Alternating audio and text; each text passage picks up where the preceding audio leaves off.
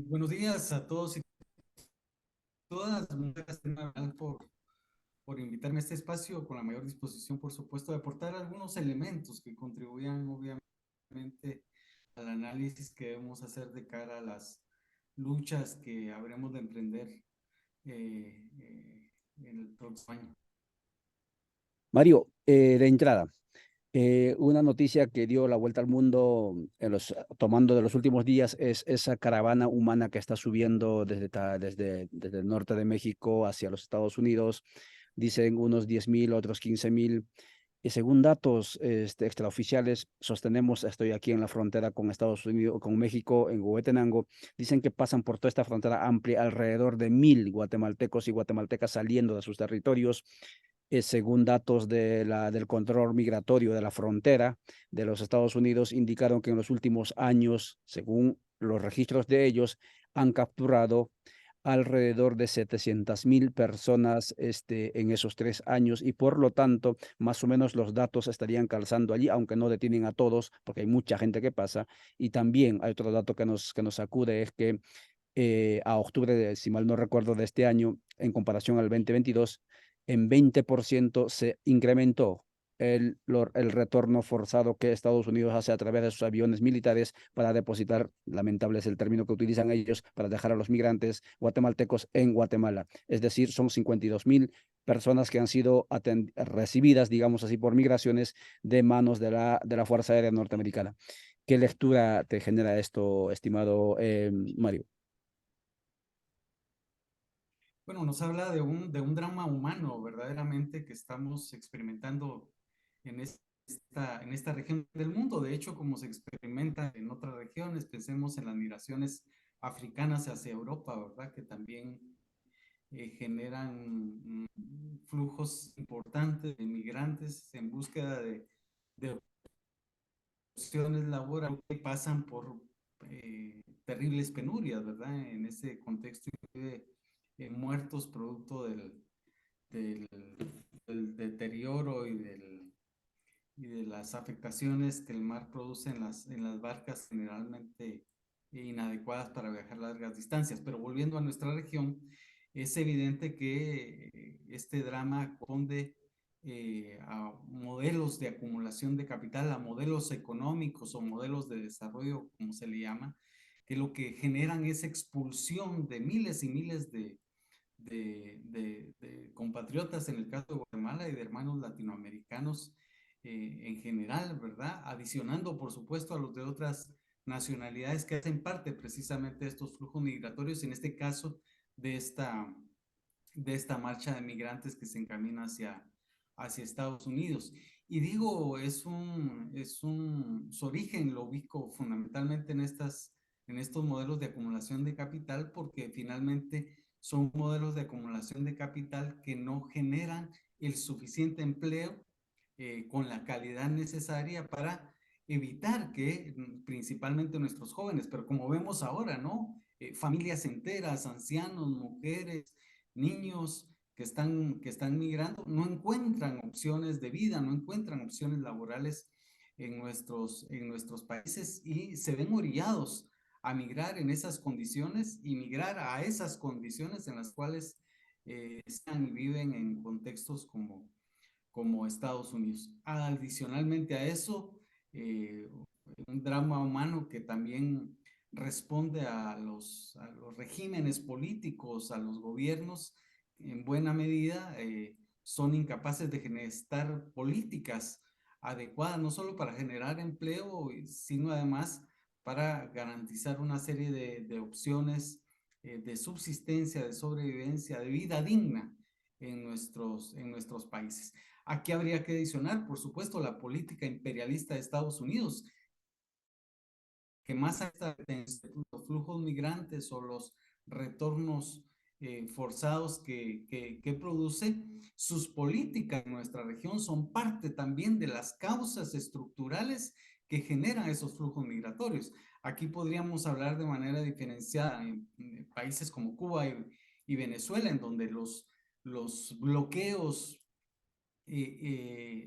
históricos, ya en el caso cubano, ¿verdad? Y más reciente en el caso venezolano, han generado condiciones para que desde los estados, desde estos dos estados, se avancen y generen políticas que eviten esos flujos migratorios. Y en casos como el nuestro, gobiernos, sucesivos gobiernos, que simplemente ven en el flujo de remesas una posibilidad no solo de oxigenar estas economías, sino al mismo tiempo una posibilidad para generarse contenciones a la protesta social que, que habría de no existir esta especie de desahogo económico y social que se encuentra con la migración, lamentablemente. Muchas gracias Mario por esa reflexión, por ese análisis, adentrando también en las causas y en las consecuencias. Por supuesto que sí, coincidimos contigo y lo hemos denunciado, y a raíz de eso es que también desde las comunidades en resistencia se plantean un nuevo enfoque del tema migratorio digamos, encriptado en lo que es la categoría de la ciudadanía global, ciudadanía regional, desligada de la nacionalidad. Claro, porque los países expulsores, tanto los países también receptores, en este caso como estados, se benefician de esta penuria humana. Los que reciben porque los explotan sin ningún derecho para que subvencionen, entre comillas, para que hagan la tarea que sus poblaciones y el propio Estado no quiere hacer, las tareas de servicios, por ejemplo, de cuidado. Y en el caso de los países expulsores, pues para beneficiarse de la renta migratoria, es decir, de las remesas. Sí, eso es lo que 20% de las remesas de Guatemala, digo, del PBI guatemalteco representa, o esta es migración, es remesa. Y las agroindustrias, escuche bien esto, no aportan ni siquiera el 10%. Escúchelo bien eso, sí. Pero las cañeras, las palmeras, las aceiteras son las que han expulsado también a los migrantes. Mario, voy contigo cuando son 8 y 9 minutos con el siguiente tema. Otro tema que nos inquieta en Guatemala, y seguramente también a ti, lo hemos hablado en algún momento, es el tema de las elecciones generales 2023. Tan tortuosas, tan sinuosas, y no vamos a decir únicamente por los que torpedearon o intentaron torpedear desde fuera de las instituciones llamadas a organizar y realizar este proceso electoral, sino también por lo mismo magistrado del Tribunal Supremo Electoral. No vamos a olvidar nunca 2023, la manera mañosa de cómo han aniquilado, anulado, digamos, la posibilidad de la participación de los pueblos en el proceso electoral a través del MLP, etcétera. Y luego, pues vino todo lo que se vino. Prácticamente hasta se está llegando al 14 de enero con un Jesús en la boca, porque no se sabía si iba o no iba a asumir el presidente electo Arévalo. ¿Qué lectura te genera este suceso? Bueno, pues veníamos de 2015 o antes de 2015 para acá, ¿verdad? En un proceso de regresión política en donde se estaban o se están todavía, ¿no? Eh, agudizando una tendencia hacia un régimen cada vez dictatorial, cada vez más corrupto, cada vez más entregado al capital local y transnacional. Y me refiero aquí, por supuesto, a garantizarles los negocios, los niveles o los porcentajes de acumulación tal que tanto empresas locales como transnacionales pretenden.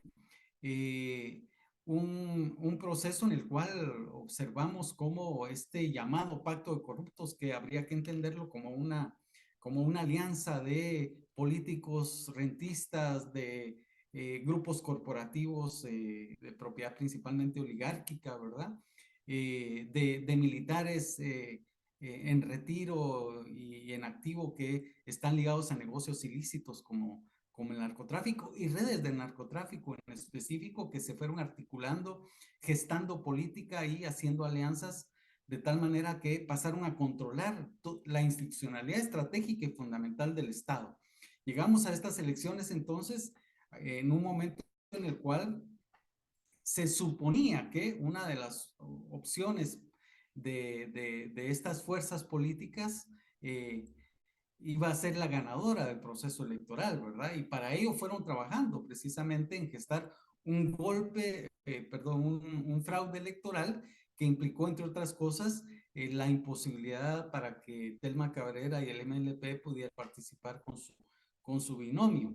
No es sino hasta la sorpresa que dio la inserción del Movimiento Semilla y Bernardo Arévalo a segunda vuelta que las condiciones políticas, la correlación de fuerza cambia, ¿verdad? A ese pacto de corruptos no le sale el plan tal y como venían pretendiendo gestar el proceso electoral. Frente a las dos candidaturas, como sabemos, pues la población cansada de la corrupción, cansada de estos gobiernos que se enriquecen a costa de los recursos públicos y que indudablemente no responden a la búsqueda de soluciones a la problemática de las grandes mayorías, pues gana las elecciones frente a Sandra Torres y el partido UNE, que es parte, que sigue siendo parte de esta alianza corrupta. En ese momento, obviamente, se abre la posibilidad de un gobierno alternativo en términos de que es un partido semilla y un candidato, Bernardo Arévalo, ahora presidente electo, que no hacía parte de esa alianza de corruptos, que venía posicionándose en oposición a ese pacto de corruptos, que gana finalmente las elecciones y que, como hemos visto, ese pacto de corruptos trató de implementar una estrategia para impedir, no solo para validar legalmente las elecciones, sino para impedir al final de cuentas también la transición y el ascenso de Bernardo Arévalo a la presidencia de la República, entre otros elementos, por supuesto, que están implicados en este proceso. Llegamos a un punto, a esta fecha, en el cual pensaríamos que ya está asegurada esa transición gubernamental. Pero es indudable que el próximo año, o a partir de ese hecho político, vamos a encontrarnos ante una coyuntura de un gobierno que si bien efectivamente no hace parte de estos intereses y de esta alianza corrupta, va a encontrarse con un aparato de Estado en general que va a seguir siendo controlado por ese pacto de corruptos y que va a seguir intentando, obviamente, no solo condicionarlo, limitarlo, sino eventualmente también sacarlo de la presidencia, ¿verdad? Yo creo que eso va a estar dado en los siguientes años del próximo gobierno. Un gobierno que, como sabemos, va a implementar algunas políticas que tendencialmente se orientarían al beneficio social, aumentos al presupuesto de salud, de educación, cuando esto sea posible, por supuesto, porque ya sabemos que el presupuesto de este año quedó amarrado, condicionado por el actual Congreso.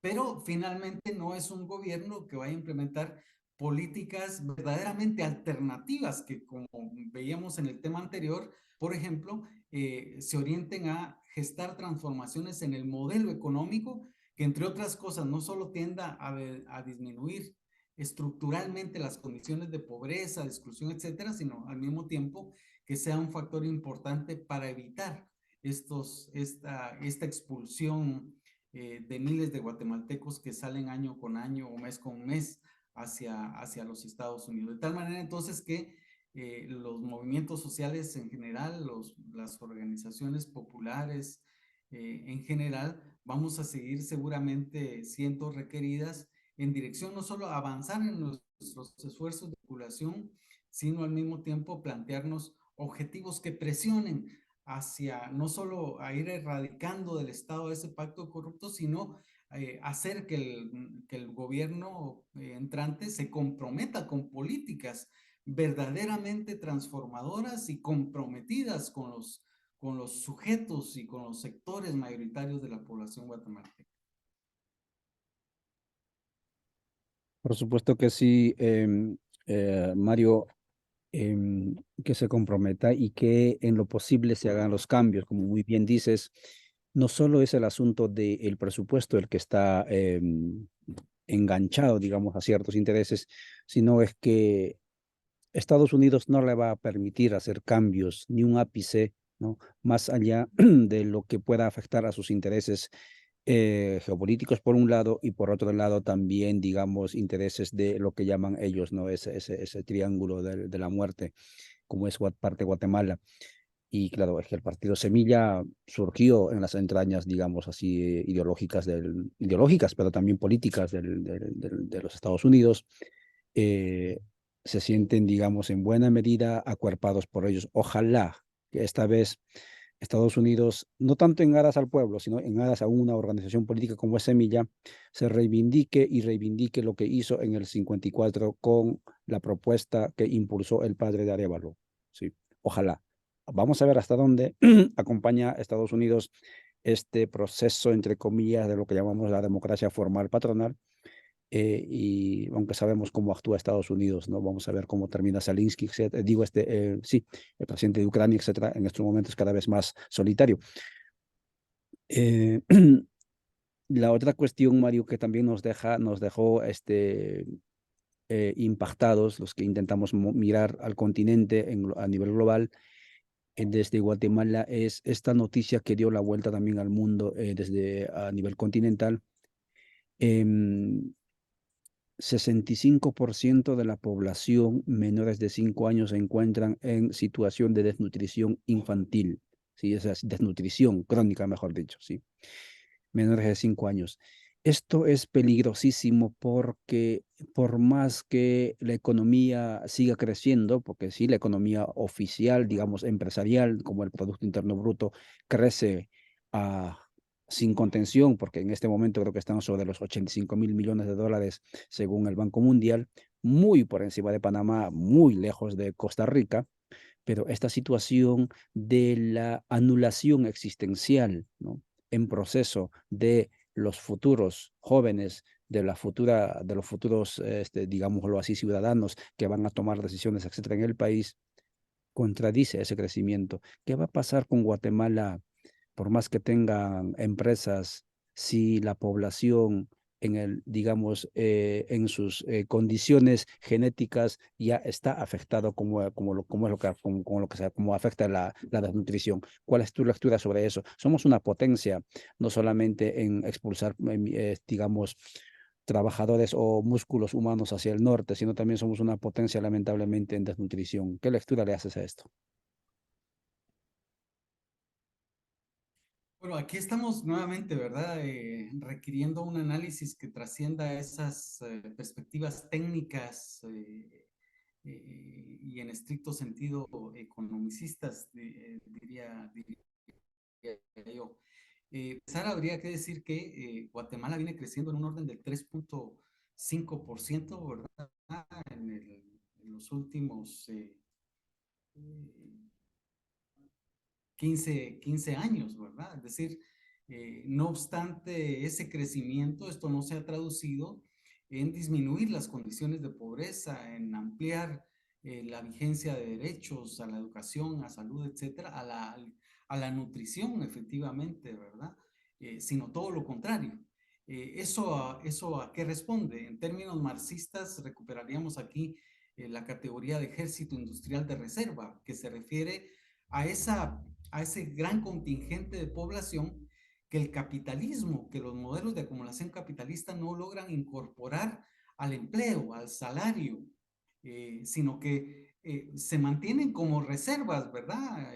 Para que sobrevivan según cómo les vaya, ¿verdad? Pero en donde la economía capitalista no los logra incorporar, reitero, ¿verdad? Y esa es la población que está migrando precisamente, que no encuentra empleo digno en este país por la vía, por ejemplo, del salario, la garantía de seguridad social, etcétera, ¿no? Y hay un segmento además importantísimo de la población guatemalteca que ni siquiera tiene los recursos y las posibilidades para plantearse migrar a Estados Unidos. Es esa población la que en general está registrando estos niveles de desnutrición crónica que, como ya referías, abarca más del 50% de los niños menores de 5 años en el país. En ese sentido, entonces, estamos ante un modelo de acumulación capitalista que es el reproductor precisamente de estas condiciones de pobreza y de miseria.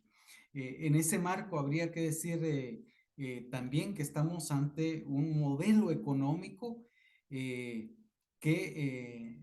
como ya decía, ¿verdad? No facilita las condiciones de empleo y garantía de acceso a los recursos, a los satisfactores necesarios para sobrevivir.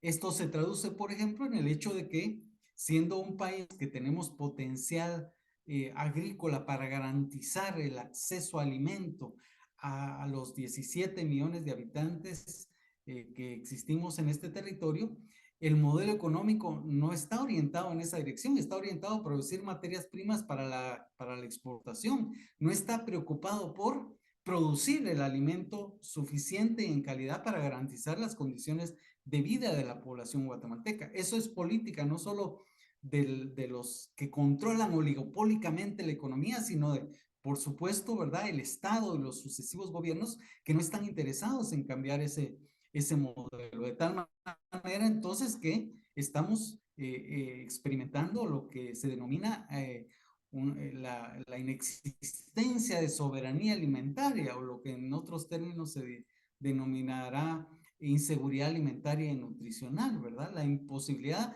de acceder a alimentos en precio y en calidad necesarias para que todos los guatemaltecos podamos tener acceso a los suficientes elementos nutritivos que nos permitan resolver estos problemas tan, tan dramáticos como el hecho de que más de la mitad de nuestros niños de menores de 5 años tenga o sufra precisamente de nutrición crónica en nuestro país.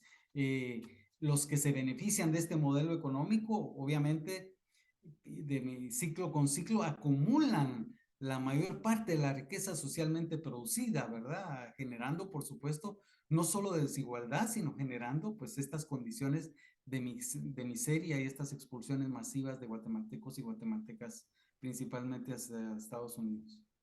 Muchas gracias, Mario Sosa. Son 8:25. Estamos conversando, conversando sobre los sucesos más importantes que ocurrieron en 2023, antes que el calendario gregoriano cierre el ciclo del año 2023 con Mario Sosa, investigador, profesor de las universidades de Guatemala. Claro, sos profesor y te tiene que preocupar el tema de la educación, digo, el tema de la desnutrición, porque esos niños que están desnutridos cuando tengan edad universitaria te van a llegar como estudiantes a tu aula y cuando le des clases se van a dormir, si acaso van a poder acceder. Obviamente hay mucha gente que, o la gran mayoría de los jóvenes, niños que llegan a ser jóvenes, en lugar de ir a la universidad se van hacia el norte, esa es también otra realidad. Mario, quedándonos en este mismo punto, yo quería plantearte la otra cuestión. Antes de pasar, digamos, a las propuestas de cambios, porque también tenemos que hablar de esperanza, no nos vamos a solamente quedarnos con las desesperanzas. 2023 también nos deja un fenómeno bastante sui generis. Digo sui generis porque no está del todo analizado. Muchos han hablado, se han adelantado y, claro, han caído en el juego esto lingüístico de la Revolución Maya, de Octubre Maya. Pero en este momento se está también este actor, digamos, social frente al Ministerio Público, ya 90 días o más de 90 días. Hay preguntas siempre hoy ante ahí que se hacen, ¿no? ¿Cómo un campesino puede estar 90 días fuera de la chacra o del huerto, ¿no? Porque la hierba te crece en 10 días y en 20 días desapareció tu cultivo de que vives, ¿no? Pero bueno, eso es un fenómeno, aunque también sabemos también que son organizaciones, no lo digo yo, lo dicen las fuentes, digamos, oficiales de tanto de la embajada como de la USAID, ¿no? Que ejecutan proyectos de desarrollo con fondos de la USAID y en buena medida pues también hay modos de subsistencia por ese lado. Pero vayamos a esto. Surge un actor, ¿no? En las paraguas, digamos, coyunturales, ¿no? Construidas y sostenidas por el gobierno norteamericano a través de su embajada, a través de la USAID, a través de la OEA, porque como decía ayer a una colega, nunca había visto en los 10 años de mi existencia, de mi estadía en Guatemala, tantas visitas, ¿no? De diferentes actores del gobierno norteamericano y de la OEA. Sí, creo que por poco se quedan a vivir aquí, ¿no? Para garantizar que el 14 de enero ocurra, ¿no? Entonces, el principal actor y el principal interesado en que el 14 de octubre y el proceso electoral formal ocurra es Estados Unidos. En ningún lugar del continente se había preocupado tanto como Guatemala. Y en ese sentido es una atmósfera mantenida, ¿no?, y co-creada también por los intereses norteamericanos. Y ahí surge o se crea un actor social como es esto de la resistencia de los pueblos. Es un eufemismo decir resistencia de los pueblos porque los pueblos nos resistimos ante el colonialismo, ante el saqueo, ante el imperialismo y obviamente para terminar, ¿no es cierto?, con los diferentes métodos de dominación. Pero este colectivo que serían, digamos, los pueblos en resistencia, ninguno de estos criterios lo cumple. Más al contrario, están con el actor opresor, ¿no?, que sería la embajada, los actores, digamos, del colonialismo externo, y están también con los actores, digamos, que en buena medida están queriendo que funcione ese sistema democrático que cada vez más engruesa el látigo para seguir castigando, y es esta democracia el que impidió también que los pueblos fuesen ciudadanos plenos en el país, y obviamente para fortalecer el Estado plurinacional. En esas propuestas, y digo, sí, para el Estado-nación, en esas demandas que están planteando no hay ninguna propuesta de autodeterminación de los pueblos, no hay ninguna demanda de la restitución de los territorios, mucho menos sí, la creación de un nuevo orden constitucional que reconozca o que posibilite la existencia de un Estado de todos, en este caso Estado plurinacional. Y en ese sentido no se puede denominar eso resistencia, pero se denomina resistencia, ¿no? Resistencia de los pueblos, parte, digamos, de la folclorización del término. ¿Cuál es tu lectura? Creo que te dicen demasiados elementos allí, pero ¿cuál es tu lectura de esta emergencia de este nuevo actor social en el país? Bueno, digamos que estamos ante un sujeto colectivo, un sujeto político como los pueblos indígenas eh, que no solo vienen existiendo, vienen resistiendo y vienen desarrollando una serie de alternativas de existencia y de subsistencia y búsqueda de alternativas desde sus territorios. Y eso pasa precisamente por sus formas de organización, de participación, de representación política, por sus propias formas de gobierno, con todas sus posibilidades y limitaciones. Es evidente que este pacto de corruptos nos llevó a tal punto de estar hoy defendiendo el voto, defendiendo eso que se le denomina democracia, aun cuando cuestionemos o no creamos en esas elecciones, en ese voto y en esta llamada democracia, que ya sabemos que es un régimen orientado a reproducir estas condiciones de miseria, de opresión hacia los mismos pueblos, ¿verdad? Nos llevaron a tal punto que efectivamente estamos muchos no solo luchando contra ese pacto de corruptos, sino luchando también por esa transición gubernamental. No porque seamos de semilla, no porque seamos simpatizantes del próximo gobierno, sino porque no queremos que el país retroceda hacia condiciones más dictatoriales, hacia condiciones de mayor represión, etcétera, ¿verdad? Queremos, diríamos, contar con mínimo con un contexto que nos permita avanzar en nuestros procesos organizativos y de lucha. Más allá de esto, lo que quiero decir también es que me parece que estamos en una coyuntura complicada, es decir, si me preguntas si yo he estado en estas movilizaciones, he estado participando en estas movilizaciones, he estado. Y sé que en esta búsqueda que yo en lo individual, digamos, plasmo en mi movilización, estoy coincidiendo también con los intereses del imperialismo en este momento, con los intereses de la embajada. Pero eso no me hace per se ser un actor, un peón de la embajada, porque mis objetivos, para empezar, tienen que ver con una búsqueda antiimperialista, de lucha antiimperialista y de avanzar en un proceso de transformación social de raíz, radical en el país. Pero esta coyuntura nos hace coincidir, lo cual no necesariamente nos hace actores o peones del imperialismo desde mi perspectiva. En ese sentido, los pueblos indígenas que están movilizados lo hacen, reitero, a partir de sus propias capacidades, de sus propios recursos también, y de sus propios entendimientos, como decía, de sus propias posibilidades y limitaciones. Emergieron en esta coyuntura como el actor más importante en defensa de estos intereses, diríamos, compartidos en este momento, ¿verdad? que nos posibilitarían esa transición. Yo soy de la idea de que sin movilización social esa transición no ocurrirá, ¿verdad? O sin movilización social el nuevo gobierno no tendrá mucho sustento político, aun cuando sabemos que efectivamente Estados Unidos, la Embajada de Estados Unidos está empeñada en que este sea el gobierno que haga avanzar la agenda de interés de Estados Unidos, ¿verdad? Ahí, como vos decías, habrá que esperar a que el nuevo gobierno en la práctica concreta no se informe si se está deslindando o no de los intereses de Estados Unidos, siendo que Estados Unidos es uno de los factores fundamentales e históricos del atraso y de las condiciones en las cuales nos reproducimos como Estado, como sociedad guatemalteca, esas condiciones de las que hemos hablado en esta entrevista. De tal manera que yo diría que lo que correspondería es reconocer la lucha no solo de los pueblos indígenas, sino de múltiples sujetos que nos hemos estado movilizando con nuestras posibilidades y limitaciones también en esta coyuntura que nos exigió esa lucha, ¿verdad?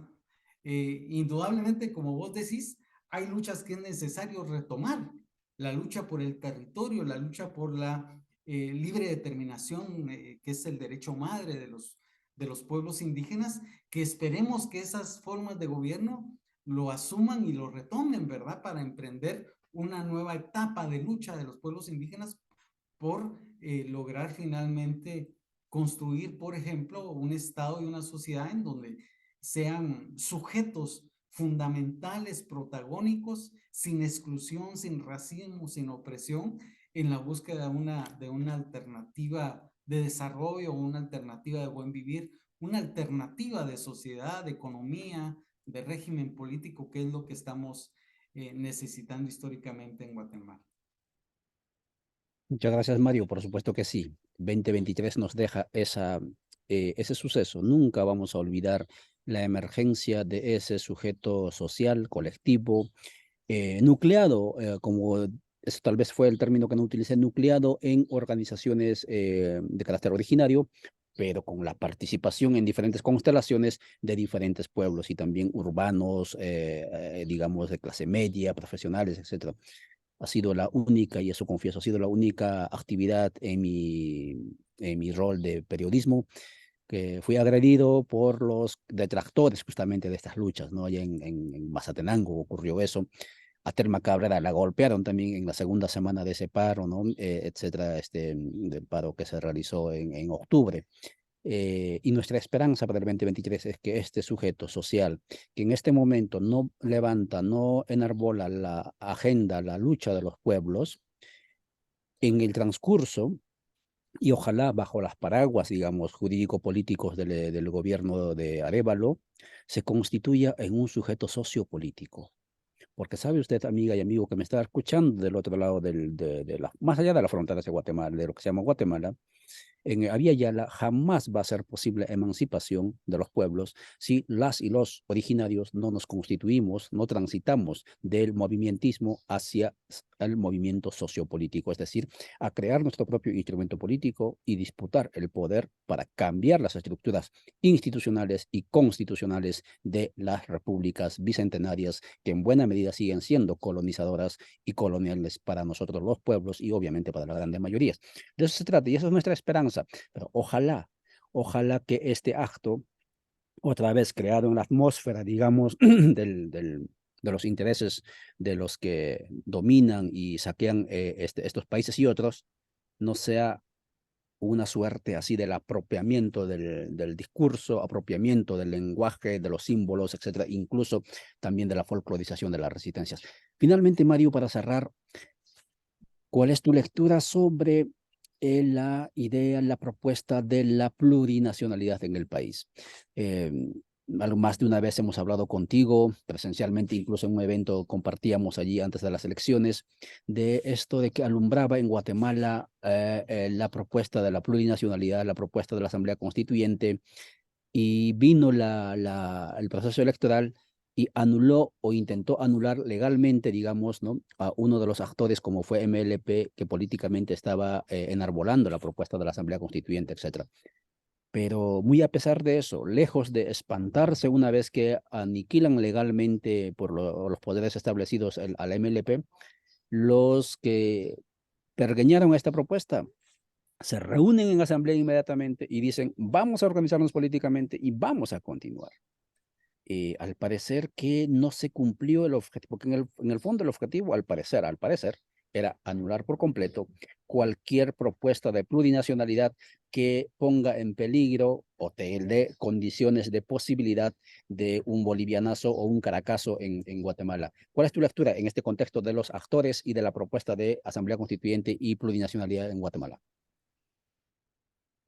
Bueno, yo creo que la búsqueda de una asamblea constituyente, por cierto, de poder originario, ¿verdad? Para reformar todo lo que el soberano, que es el pueblo, quiera reformar de la constitución política actual, es un objetivo que creo que quienes pretendemos transformaciones y cambios fundamentales en el país debemos plantearnos, ¿verdad? Pero es indudable que esto requiere un proyecto político, ¿verdad?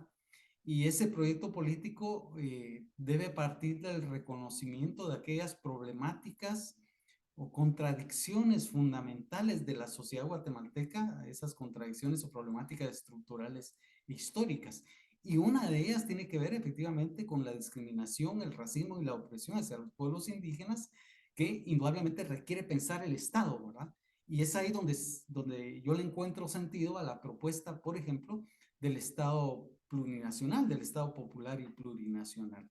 ¿Para qué? Para que los pueblos como sujetos colectivos sean protagónicos en la construcción, en el pensar, en el gestar y en el construir un Estado alternativo que tienda a resolver una de esas problemáticas fundamentales que tienen que ver, reitero, con la opresión y el racismo hacia los pueblos y poblaciones y las poblaciones indígenas. Pero hay otras dimensiones de la realidad, ¿verdad?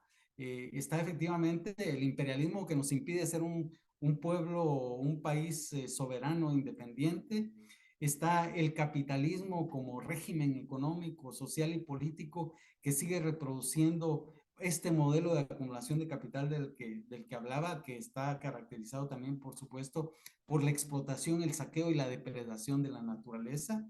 Estamos en una sociedad en donde el patriarcado, el machismo también es parte de nuestra realidad histórica y estructural, y eso debe ser también incorporado en cualquier proyecto político de transformación social. En ese sentido, me parece importante, eso sí, recuperar la perspectiva de proyecto político alternativo. Es evidente que el programa de gobierno, que la opción semilla del gobierno Arevalo, no son la alternativa en ese sentido, ¿verdad? Más allá de que estemos apoyando en estas movilizaciones para garantizar esa transición gubernamental. Debemos recuperar esa perspectiva entonces de ser sujetos, de pensar nuestro proyecto político compartido del conjunto de sujetos históricamente explotados, expoliados, despojados, discriminados, marginados de este país, ¿verdad? Y desde ahí tratar de ir gestando las necesarias alianzas, articulaciones, idealmente avanzar hacia un proceso unitario que nos permita lograr que somos las grandes mayorías de este país, se traduzca efectivamente en un instrumento, en una estrategia política que tenga la capacidad de tomar el poder del Estado y transformar este país, ¿verdad? En ese sentido, por ahí situaría yo, diríamos, la perspectiva y la búsqueda estratégica que debiéramos mínimamente dialogar y discutir como lo estamos haciendo el día de hoy, ¿verdad? Y desde donde encuentren sentido entonces las propuestas que cada organización, que cada sujeto ha estado planteando desde sus propias interpretaciones y también desde las propias problemáticas a las cuales da respuesta, ¿verdad? Que ahí diría yo, estamos interpelados los pueblos indígenas, los movimientos, organizaciones campesinas, de mujeres, feministas, de juventud, estudiantiles, de comunidades o poblaciones urbano marginales, etcétera, ¿verdad? Como sujetos que estamos llamados a ser parte de esta búsqueda de cambio y transformación en el país. Muchas gracias, Mario. Son las 8:42. Estamos extendiendo más de lo que ya hemos hablado la consensuado internamente. Y también te estoy planteándote preguntas que no te había sugerido previamente. Pero gracias por tu comprensión. Y finalmente, no quisiera cerrar esto sin escuchar tu análisis y también que la audiencia también lo pueda escuchar. Es 29 de diciembre, hace como 27 años, si acaso, había euforia, había entusiasmo en el país. Parque Central la Plaza de la Constitución, creo que se llama aquí en Guatemala, estaba repleta de personas que estaban diciendo: se acabó la violencia, viene la paz, viene el desarrollo. Y lo que vino fue neoliberalismo, lo que vino fue violencia, ya no obviamente, digamos, declarados o, bueno, guerrillas y ejército, sino son las maras, ¿no? Eh, la desnutrición, todo esto. O sea, si uno revisa el porcentaje de la pobreza o empobrecimiento multidimensional antes del 90 y 96 y lo compara con la actualidad, creció inmensamente. Si uno revisa la acumulación de tierras de antes del 90 o 96 a la actualidad, creció de manera gigante. Es decir, ¿cuál es tu lectura de los acuerdos de paz? ¿Todavía son un horizonte, un marco teórico que tienen que seguir los sectores populares o excluidos que buscan cambios revolucionarios en Guatemala como su horizonte? ¿O tenemos que crear un nuevo horizonte que lleve a los cambios estructurales? Los acuerdos de paz, como resultado de una negociación, se constituyeron en una agenda política, pero nunca fueron y nunca debieron pensarse como proyecto político. Lo que sucedió después de 1996 es que se abandonó el proyecto político de transformación histórica que se venía planteando con anterioridad por la agenda de los acuerdos de paz. Pero lo que vimos más o menos unos 4 o 5 años posteriormente, ya después de haber avanzado en las investigaciones y en los análisis, fue que indudablemente estábamos ante un Estado y un gobierno, sucesivos gobiernos, eh, eh, contrarios al cumplimiento de estos acuerdos de paz. Y no fuimos lo suficientemente audaces para gestar en nuevas condiciones ese proyecto político alternativo que por la vía política se planteara transformaciones históricas en el país, de tal manera entonces que no fuimos capaces de exigir y luchar por el cumplimiento de esos acuerdos de paz por un lado, y por el otro lado no fuimos capaces también de enfrentar las políticas neoliberales que solo firmando la paz se agudizaron, se intensificaron, ¿verdad? Generando privatizaciones, generando negación de derechos, etcétera. Es indudable que los acuerdos de paz tienen búsquedas importantes, ¿verdad? Que por supuesto debieran ser retomadas, pero retomadas a partir de otros términos, de otros planteamientos, incluso en materia de política pública. Estamos a 27 años, las condiciones efectivamente estructurales e históricas no solo siguen existiendo, sino se han profundizado y se han complejizado de tal manera entonces que es en este momento histórico en el cual, reitero, debiéramos estar pensando entonces en ese proyecto político de transformación social y ver qué nos aportan los acuerdos de paz. Indudablemente no se trata de echarlos simplemente a la basura, indudablemente que no, ¿verdad? Retomar aquello que sea coherente, retomar para este momento, para estas condiciones históricas, pero planteándonos un proyecto de cara a futuro, de cara a las transformaciones que requiere, que son transformaciones, reitero, estructurales e históricas, ¿verdad? Que se requieren en este momento y que entre otras cosas requieren el reconocimiento de los distintos sujetos colectivos como sujetos integrantes de un sujeto político mayor que impulse la transformación social de nuestro país. Que además esto trasciende a los partidos políticos. Yo soy de la idea de que los partidos políticos constituyen otra lógica institucional por la cual no pasa el reconocimiento de los sujetos colectivos y el proyecto político. Habrá que pensar y repensar esto que yo mismo estoy diciendo, ¿no? Muchas gracias, Mario Sosa, por compartir con nosotros tu tiempo, tu conocimiento. Y a veces desactivo la cámara porque la señal está baja aquí y me puede caer la señal. Muchas gracias por vuestra atención. Son 8:47. Esto ha sido el contenido que generamos desde Radio Vista de la Voz de los Pueblos. Hemos transmitido en las Rondas Campesinas del Perú, Hemos transmitido en Unidad Popular del Perú, Minca Comunicaciones Argentina, Alcarajo.dg de Colombia. También transmitimos en canales de Codeca Guatemala, Juventud Plurinacional y obviamente en los canales de Avia Yala Soberana. Gracias por vuestra atención. Volveremos nosotros antes que se cierre el ciclo del año 2023 con más contenidos para que usted siga teniendo información alterna. Y si le interesó este contenido, muévalo. Y si no, pues generemos más contenidos. Muchas gracias, Mario, por tu actitud. Y te deseamos, aunque nosotros somos andinos, digamos, y los originarios o en la zona sur, empezamos en otro momento del año nuevo, al igual que en los mundos de los pueblos originarios de lo que llaman Mesoamérica, pero te deseamos un cierre bonito del año 2023 y que el 2024 sigamos reflexionando, ojalá con voluntad de transformación, hacia cambios estructurales en Guatemala. Y a nombre de toda nuestra audiencia, Mario, tú nos has visitado o tú has aceptado varias veces nuestra invitación. Gracias por esa actitud de corazón y un fuerte abrazo a la distancia. Muchas gracias, amigos. Chao, chao. Ya, Mario, muchas gracias. Ya no estoy, ahora todavía estoy grabando.